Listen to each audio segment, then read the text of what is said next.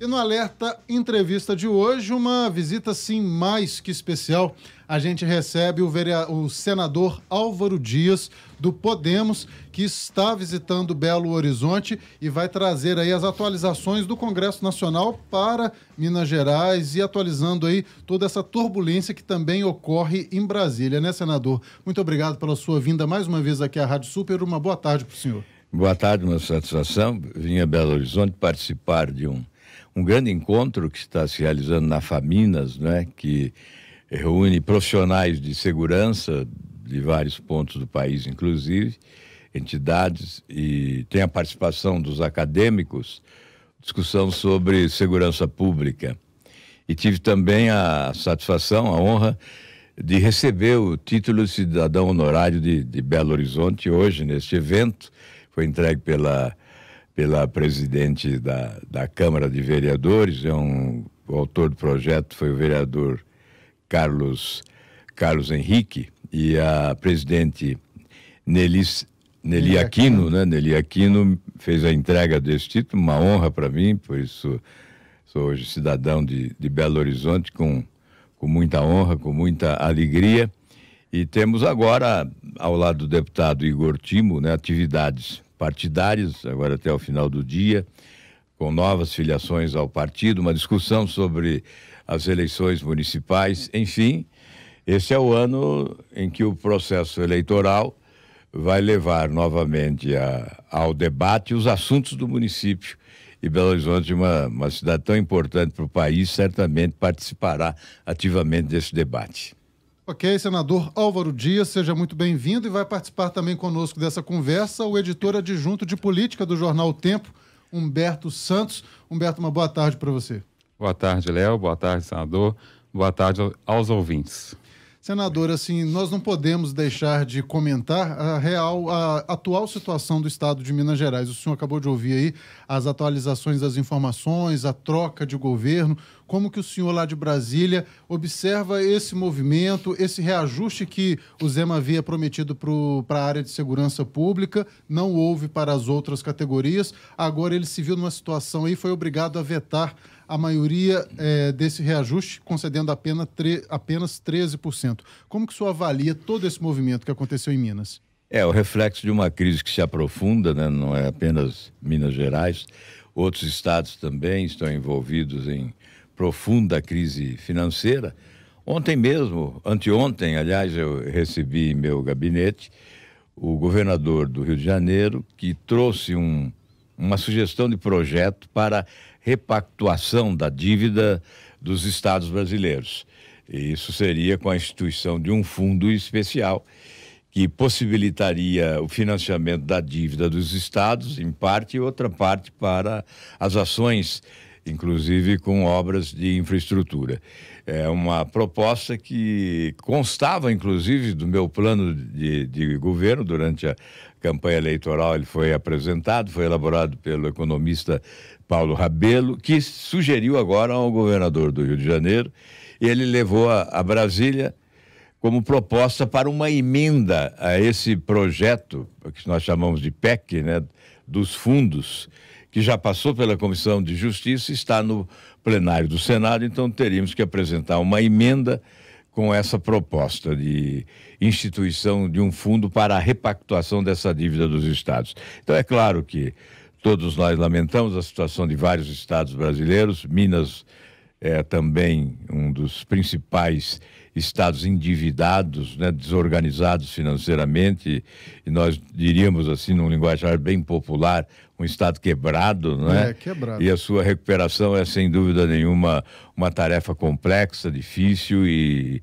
de médio e longo prazo. Não se dará a curto prazo. Então, nós ficamos aborrecidos com isso, porque a população sofre, os servidores públicos de segurança, de educação também sofrem as consequências, não é? Mas é uma realidade que se impõe e nós temos que conviver com essa dificuldade, esperando que os gestores consigam uma administração competente para sair dessa crise. Assim esperamos, Humberto. Senador, a gente está, no início dessa semana, viu aí o agravamento, ou pelo menos essa preocupação maior com o coronavírus, e essa possibilidade das manifestações domingo. E aí eu gostaria que o senhor avaliasse essas manifestações de domingo, que até um certo ponto foram convocadas pelo presidente. Ontem ele já falou que não convocou. Se o senhor é favorável a essas manifestações, se acha que elas deviam ocorrer? Bom, a pergunta é: manifestação contra quem? Ou manifestação a favor de quem? Qual a razão dessa manifestação, né? Porque me parece que ela surgiu aí no epicentro de uma crise entre o Executivo e o Legislativo, a propósito da aprovação de um orçamento, do orçamento. Isso, orçamento impositivo. Exato. E essa história não está bem contada para a população brasileira. Certamente, se essa história for bem contada, a população não irá às ruas contra o Congresso Nacional. Porque, olha, a população pode ir às ruas contra o Congresso Nacional no que diz respeito à prisão em segunda instância, foro privilegiado, abuso, projeto de abuso de autoridade. Mas em relação ao Executivo, o Congresso não deve nada ao presidente da República. Vamos lá, o que o governo mandou para o Congresso? Mandou uma reforma da Previdência, mal ajambrada, que foi alterada, muito alterada na Câmara. A Câmara fez o possível e aprovou. O Senado não pôde nem mesmo alterar, porque se alterasse retornaria à Câmara. Mas a proposta do governo foi aprovada. O governo festejou a sua aprovação. Eu assisti a festa lá no plenário do Senado e diz: não há razão nenhuma para festejar, essa é uma reforma de sacrifício. Então, evidentemente, não há razão para festejar, mas o governo festejou. O que mais? Mandou lá o pacote do Moro, né? Foi um pouco desidratado na Câmara, mas com os vetos do presidente nós resolveríamos a situação. O Senado aprovou. Além disso, o que o governo mandou? Reforma tributária não mandou, não tem projeto. Reforma política não mandou, não tem projeto. Reforma administrativa anuncia que vai mandar, mas não mandou. Então, não dá para cobrar do Congresso aquilo que o Congresso não pode fazer. Nós que temos que cobrar é do Executivo. O Executivo precisa sair um pouco da internet, não é? E ir para a realidade dos fatos, né? E para a administração. Precisa recuperar um apetite reformista, não é? Porque o que se nota é que não há esse apetite reformista. O governo é um vazio de reformas. E o Brasil é uma nação à espera de reformas. Nós somos presidencialismo forte, né? É um presidencialismo de muito poder nas mãos do presidente da República. Ele tem que exercer esse poder. Ele tem que levar ao Congresso as propostas de reformas e aí sim a população vai se associar ao presidente para cobrar do Congresso. Mas hoje não. Nós temos que cobrar aquilo que disse antes, a pauta ética, né? O combate à corrupção, o aprimoramento da legislação criminal. Agora, o governo não tem por que cobrar do Congresso, porque o Congresso tem dado resposta àquilo que ele encaminha ao Congresso Nacional. Por isso, essa manifestação do dia 15 foi muito mal colocada. Ela veio na esteira da mistificação, da enganação, não é? Uma tentativa de jogar a população contra o Congresso, joga a população contra os governadores no momento, no outro joga a população contra o Congresso, e o governo não governa. O presidente não lidera, o presidente não administra. O presidente quer ser forte contra uma jornalista, por exemplo, para ficar estritamente num assunto pontual, mas não tem força para resistir a eventuais pressões que possam ter origem no comando do Congresso Nacional, porque o comando foi escolhido por ele. Ele apoiou o presidente da Câmara, ele apoiou o presidente do Senado, ele escolheu os líderes do governo. E são eles que negociam com o presidente da República. E fizeram vários negócios nos últimos dias, não é?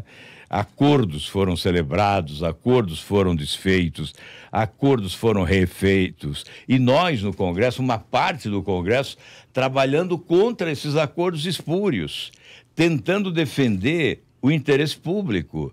Então, quando você joga uma população contra o Congresso como instituição, você está golpeando a democracia. E por isso, essa manifestação não tem sentido e agora é uma irresponsabilidade. Uma imprudência e uma irresponsabilidade. Com o coronavírus, com a gravidade. o presidente da República encaminhou ontem ao Senado 2 ministros, Paulo Guedes e Mandetta, e alertaram, fizeram um alerta da maior importância e, sobretudo, nós ficamos muito preocupados. Dizem que teremos 20 semanas de muito risco, com uma contaminação de forma agigantada, né? A ponto de um áudio que está rodando aí nas redes, foi confirmado agora pelo autor, um médico lá de São Paulo, falar em 45 mil contaminados nos próximos dias na Grande São Paulo. Não existirá hospital para isso tudo, né? Leitos, UTIs, etc. Então a situação é muito grave. Em outros países, suspendem competições, NBA nos Estados Unidos, a Itália suspende campeonato de futebol, os restaurantes são esvaziados, enfim, há um cuidado nos outros países. E aqui, o presidente da República estimula a população a ir às ruas no domingo, porque querem uma contaminação generalizada nesse país. Eu, sinceramente, não entendo como a autoridade pública pode ter esse grau de irresponsabilidade. Senador. Ou de insanidade. Nós estamos diante de um governo ou de um manicômio, porque não é possível isso. Me perdoem a radicalidade, porque isso provoca uma revolta. Porque é a vida das pessoas que corre risco, não é? Nós estamos diante de uma tragédia, do anúncio de uma tragédia, e não podemos brincar com isso.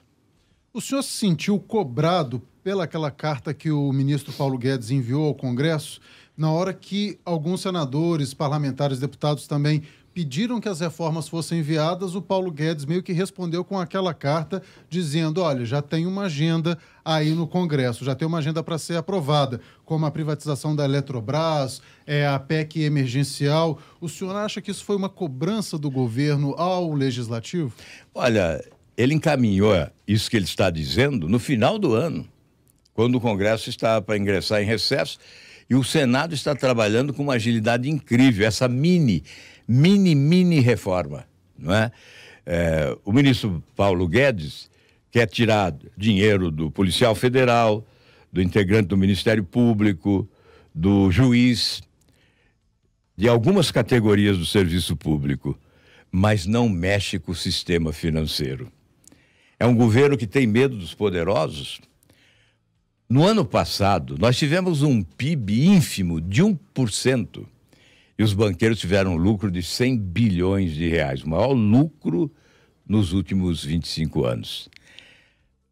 O governo não toca no sistema financeiro, não toca. Quando o governo anunciou que estava limitando a taxa de juros a 8% ao mês, ele introduziu, como compensação, uma taxa de 0,5% no cheque especial para quem usa e para quem não usa. Isso daria 10 bilhões de reais para os bancos no ano. E esse limite de taxa de juros de 8% ao mês, como nós praticamos juros compostos, isso significa 150% ao ano. Você vai na França, é 3%. Em outros países, da mesma forma. Portanto, o governo não mexe onde tem que mexer. Por exemplo, nesse ano nós temos 500 bilhões de desonerações, incentivos fiscais, etc. Isso tem um impacto fantástico aqui no estado de Minas Gerais, no governo estadual, nos municípios de Minas Gerais. No ano passado, isso correspondeu, as desonerações corresponderam 60 bilhões de reais menos no caixa dos estados e dos municípios brasileiros. Então, isso o governo não mexe. Reformar é mexer nisso. Não é mexer apenas no bolso do pequeno, como a reforma da Previdência fez, e agora mexer apenas no bolso dos servidores públicos. Nós temos que organizar isso, sim, isso é verdade, tem que organizar, não é? Temos que reestruturar tudo. Mas não é só isso, nós temos que ir para cima. A reforma tributária, que é fundamental para o crescimento econômico do país, o governo não tem projeto. A reforma administrativa também, ele diz que vai mandar, mas não manda. Então, essa é a questão. Olha, se pedisse para ir para a rua para exigir que o presidente da República governe o país, eu acho que até justificaria. Mas ir para a rua para confrontar uma instituição... Olha, nós temos que confrontar, sim, parlamentares. Eventualmente, aqueles que não cumprem o seu dever, eles devem ser criticados, devem ser denunciados, eles devem ser julgados e condenados eventualmente. Agora, a instituição, nós que somos parlamentares, nós somos episódicos, circunstanciais, passageiros, substituíveis. A instituição essencial ao Estado de Direito, ela é permanente, ela é definitiva, ela é insubstituível. Não se agride a instituição sem agredir a democracia. Senador, pela sua experiência e trajetória no Congresso, o que está faltando para o governo enviar essas reformas? Essa inércia do governo em enviar esses textos, já se passou 1 ano e 3 meses. Eu creio que não dá para tirar a responsabilidade do presidente. Ele é o responsável por isso, ele é que constitui a equipe, ele é que escolhe e, evidentemente, ele que tem que cobrar iniciativas, criatividade, não é? Eu vejo, por exemplo, quando se fala em economia, se joga para o Paulo Guedes. Crescimento econômico de 1% é com o Paulo Guedes, é o posto Ipiranga, né? Na verdade, o país não cresce só por força da competência ou incompetência do ministro, de um ministro. O crescimento econômico depende do governo como um todo e principalmente do presidente da República. Não é alimentando um confronto entre extrema esquerda e extrema direita o tempo todo, reinventando fantasmas, não é? Que nós vamos atrair investimentos no país. Não é brigando todo dia, não é? Que nós vamos trazer investimentos para o país. Não, é estabelecendo a concórdia, a paz, uma relação republicana entre os poderes. O que há hoje é uma relação promíscua. Não digam que houve uma mudança do sistema corrupto de relação entre executivo e legislativo. Esse balcão de negócios, esse toma lá da cá, prevalece. No ano passado foram mais de 9 bilhões de reais de recursos extras transferidos a parlamentares para que eles pudessem votar favoravelmente a reforma da Previdência. Não estou dizendo que foi para o bolso do parlamentar, mas são recursos do governo transferidos pelos parlamentares, alguns parlamentares, não todos, aqueles que admitem o toma lá da cá, evidentemente, não todos, e esses recursos foram transferidos sem critério algum de prioridade. E agora querem mais, né? Essa discussão de hoje do orçamento, ela trata de 30 bilhões de reais, depois redução para 20, agora ficamos em 20. Os projetos que o presidente da República mandou ao Congresso, eles correspondem a 20 bilhões que seriam transferidos sem critérios de prioridade por parlamentares. Alguns são mais corretos, fazem a leitura correta do que é prioridade, e outros não, e outros pensam mais na sua reeleição do que nas prioridades da população. Então, isso não é um modelo de gestão que se deseja para o país. Nós estamos fazendo fazer exatamente o contrário do que deve ser feito para modernizar a administração, flexibilizar o orçamento e administrar melhor os recursos que são transferidos obrigatoriamente. É isso que não está acontecendo. Quer dizer, nós não estamos mudando na realidade, nós estamos reeditando o mesmo modelo. Nessa questão dos recursos, o governo fez acordo, desfez o acordo, fez outro acordo e agora autorizou a manter o seu veto. Primeiro mandou derrubar, depois autorizou a manter, mas substituiu por projetos que estão lá no Congresso. E nós fizemos uma carta e levamos ao presidente da República ontem, né, pela manhã, para que ele retire esses projetos, porque é prerrogativa dele retirar.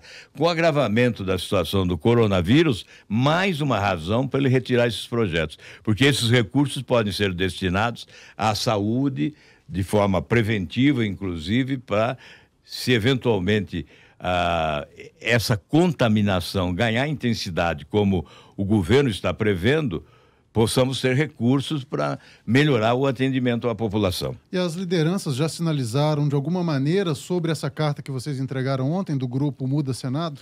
Nós não recebemos ainda a resposta a essa carta. Por que essa carta foi idealizada? Até foi o líder do Podemos na Câmara que teve a ideia, o deputado Léo Moraes, E essa carta foi elaborada exatamente para colocar o presidente contra a parede, porque ele encaminhou os projetos.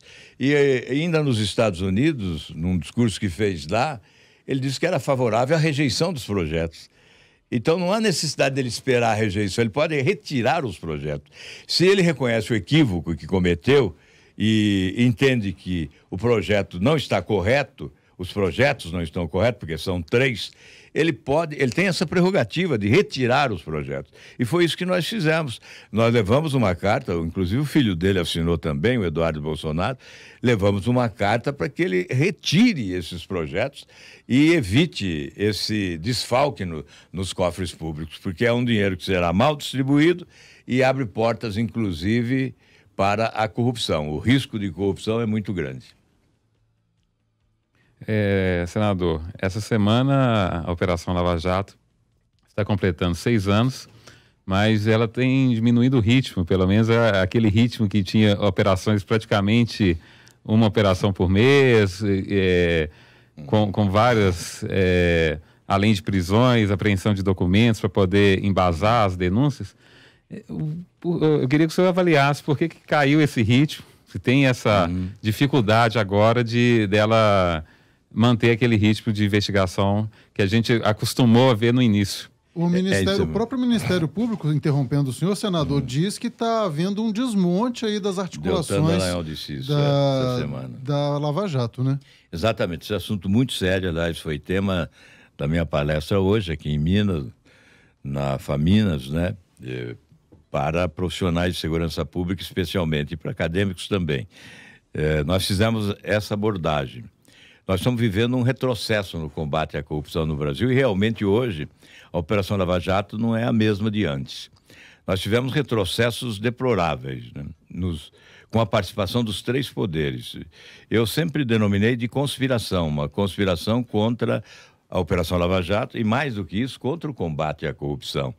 Especialmente num período em que nós geramos expectativa com a campanha eleitoral, aqueles que foram para as urnas e saíram delas sonhando com um combate à corrupção ainda mais enérgico, né? Eu próprio sugeria a institucionalização da Operação Lava Jato como uma política de Estado permanente no combate à corrupção. E, no entanto, a partir da eleição, nós passamos a assistir deploráveis retrocessos. Eu poderia citar alguns, mas com a participação dos 3 poderes. Por isso eu falava em conspiração. O Executivo, não é, com invasão de competência, reduzindo a força da Polícia Federal, do Ministério Público, da Receita Federal na parte de auditorias, né, os seus auditores, fizeram denúncias, inclusive, a organismos internacionais, com o COAF sendo praticamente deslocado, além de ser deslocado, esvaziado, né? Esvaziado, e o COAF é fundamental para as investigações, e, além disso tudo, nós tivemos uma parceria do Executivo com o Supremo Tribunal Federal, em decisões monocráticas, né, que eram, inclusive, requisitadas pelo próprio filho do presidente da República, e essas decisões monocráticas tiveram consequência, porque elas abarcaram outros inquéritos em curso, né, outras ações em movimento, e, além disso, nós tivemos o golpe fatal, que foi o da prisão em segunda instância, quando, por 6-5, o Supremo revoga a jurisprudência consagrada anteriormente, e essa prisão em segunda instância foi essencial para o êxito da Operação Lava Jato. E nós agora, no Congresso Nacional, tentamos restabelecer a prisão em segunda instância, condenação em segunda instância, como um instrumento poderoso de combate à corrupção. As consequências já são vistas, né? Esse enfraquecimento da Operação Lava Jato, portanto, tem origem nestas ações que se desenvolveram envolvendo os 3 poderes. No Congresso, o golpe também se deu quando aprovamos lá, não com meu voto, evidentemente, mas o Congresso aprovou, a lei de abuso de autoridade, que procura atemorizar, intimidar e limitar a capacidade de investigação, a ação de denúncia e de julgamento, né? Portanto, Nós, inclusive, ingressamos com uma ação direta de inconstitucionalidade.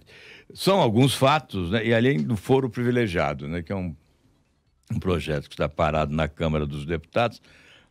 Ele se movimentou, passou pela Justiça, passou pela Comissão Especial, mas está há 450 dias na gaveta. Não, ele chegou lá em 2017, não é?